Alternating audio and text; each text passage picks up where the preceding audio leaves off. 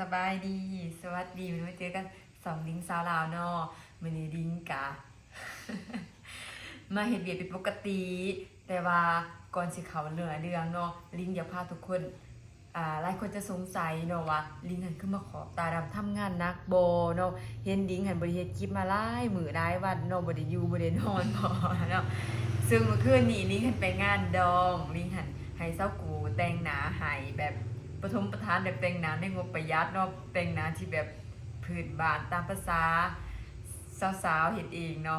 ลิงยังบ่เคยแต่งเนาะให้เซากูแต่งให้ที่ว่าขอบตาดำไปดองพ่อแม่พี่น้องสิไปดองหมู่ ไปแบบฝ่าฟังพวกเดิกเบียกมากคำเฮ็ดเบียกบ่ได้พักหรอกเฮ็ดแต่จันทร์ฮอดอาทิตย์บ่มีมือพักมากก็ใส่อุปกรณ์เจ้ากูดไปการแต่ละมือมึงติอุปกรณ์เนาะแบบขาดๆเคินๆแบบบ่มีหยังนะสาวบ่มีเงินเดือนเว้ยพากันบ่มีเงินเดือนได้ซำนี้ก็เอาซื้อเครื่องสำอางเจ้ากูดนี่ได้บ่ใส่ได้บ่ประมาณ 2-3 ปีบ่คุ้มบ่ กุอยู่แล้ว โอ้ แต่งลายแต่งจันทร์สูง สกูได้ยังได้เพะแต่งไปการ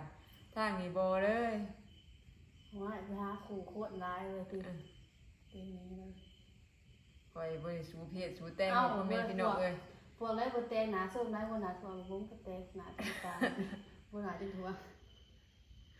มึงบ่บอกว่าจักสิให้แต่งยังได้แน่แนวเงินเดือนก็บ่มีคันสิไปซื้อ วัน กั แร น กพวกพลังงานได้เขาบอกกัน เออ ถ่วงพลังงานเลย เงินเดือนน้อย เขาว่า อีหยังก็แบ่ง เขาว่าจะแต่งนี่ตี สา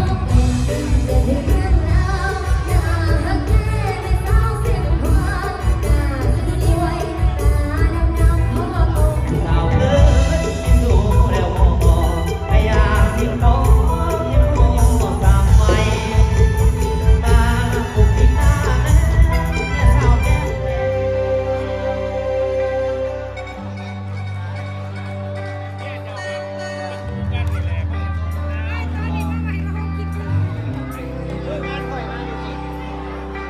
หลังจากมาแต่งงานดองในวันนี้ทุกคนสภาพดิ้งก็จะประมาณนี้เนาะซึ่งเพราะว่าเมื่อวานนี้เงินเฮ็ดคลิปบ่ได้เปิดเนาะก็เลยว่ามาเปิดคลิปตอนนี้เลยพร้อมนี้เลยเนาะมื้อนี้ก็ชีวิตประจำวันของดิ้งเนาะหลังจากที่ว่าบ่ได้ปาร์ตี้บ่ได้พบปะหมู่มาโดนโอ้แบบเมื่อคืนนี้แบบดีใจแฮงเนาะที่แบบว่าได้ไปเจอหมู่ที่ข้าวเฮียนนํกันตั้งแต่ข้าวยังน้อยเนาะแต่ข้าวเฮียนประถมเนาะตั้งแต่เฮียนตั้งแต่อายุ5-6 ขวบเนาะเจอกันแต่ข้าวเพิ่นจบมาก็บ่ได้เจอกันเลยเป็น10 กว่าปีเนาะมาเมื่อคืนนี้มาเจอกันยังวะ ดีใจเนาะสภาพดิ้งกะออกมาประมาณนี้เลยถึงสักกูจะเป็นไปใส่อีสังนี่เตะมานี่หลังหุกจนตาสิจีก็ยังบ่ออกอยู่จงใส่มันของราคาถือที่บอก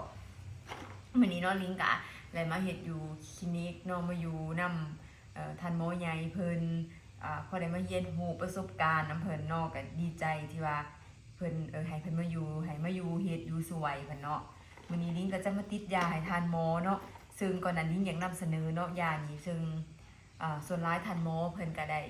ไปฝึกอบรมมาแต่ประเทศไทยก็เป็นส่วนร้ายเนาะเพราะว่าลาวไทยก็ส่วนร้าย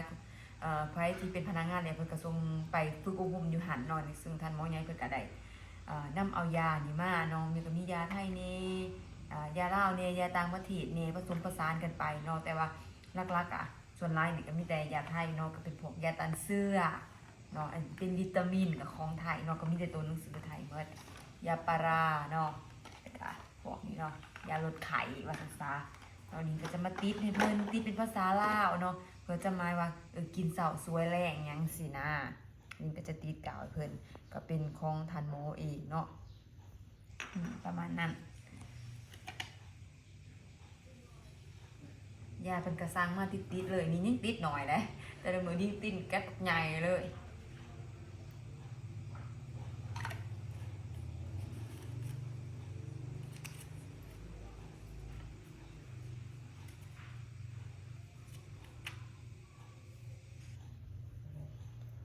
นี่เพียงแ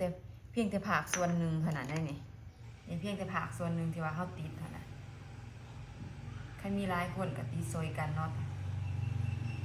ถามว่าลูกไผ่เล่ามากเนาะแล้วก็นักตีซอย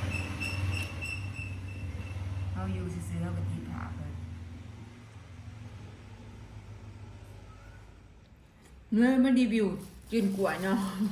เฮ็ดเวียกแล้วซื้อจืนกล้วยมากินจืนกล้วยทางฟังละแซ่บแต่ผ่านแซ่บแห้งแป้ง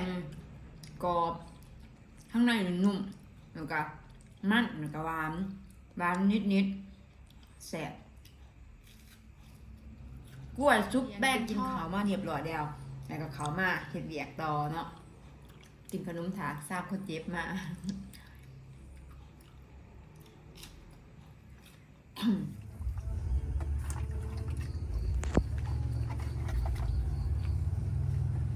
นักเป็นไงพี่น้องวันนี้มาฮดพักทำการกับดิงสาวลาวมีดิงสิฮดพักสลัดคุณแม่ดิงได้เป็นคนปลูกนะพักสลัดไฮโซพักสลัดสีม่วงดิงสื่อมาปลูกเนาะดิงทางหญ้าแล้วก็คุดเบิดนี่คุดวันนี้ได้เลิกเบียกไว้พ่อแม่พี่น้องเอ้ยเสร็จเบียกวันนี้เราก็วางเบียกวันนี้มาเฮือนสาบปกติมาเฮือนไหวปกติแมันปกติหันลิงหันสิมือยังไงมาเฮือนมามืออะไรพิเศษเนี่ยอะไรมาไหวเนาะวันนั้นมันคิดสมาร์ทเนี่ยกะหัวหน้าก็ว่าพาขายให้มาไวๆเนี่ยเนาะวันนี้คิดสมาร์ทลิงหันกับสิมอปีใหม่เลยเนาะลิงกะอยากมาอวยพรให้ FC ทุกคนพ่อแม่ลูกป่าอาทุกคนให้มีอายุมันควรยืนสุขภาพเข้มแข็งแห้งเนาะแล้วก็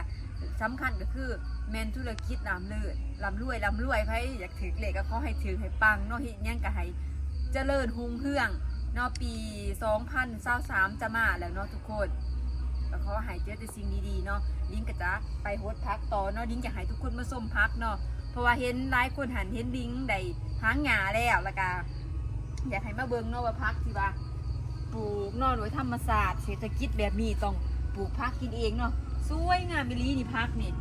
กินกับก๋วยเตี๋ยวนี่กินกับเฟอนี่แซ่บขนาดเนาะกินลาบกินหยังนี่แห้งแซ่บคักเด้อนี่ประกาศเคี้ยวอยู่แล้วนี่ทางหญ้าต้นนั้นเจองูอีกแล้วค่ะงูไปกินโฮกได้พ่อแม่พี่น้องโฮกเบิดนี่หลังจากนั้นก็ปลูกพักเนาะหลังจากนั้นมาทางกะมันแป้นแน่ไข่แน่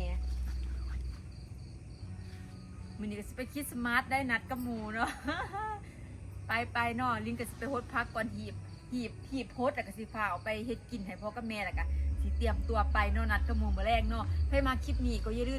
ลืมกดไลค์กด Subscribe ให้เป็นกำลังใจดิ้งสาวลาวนี่ทุกคนให้ดิ้งมีกำลังใจเฮ็ดคลิปออกมาเพราะว่าดิ้งหันนานๆที่จึงได้ออกมาเฮ็ดคลิปเนาะทุกคนดิ้งก็สิขอตัวไปก่อนเด้อขอบคุณหลายที่รับชมนะครับฟังบ๊ายบาย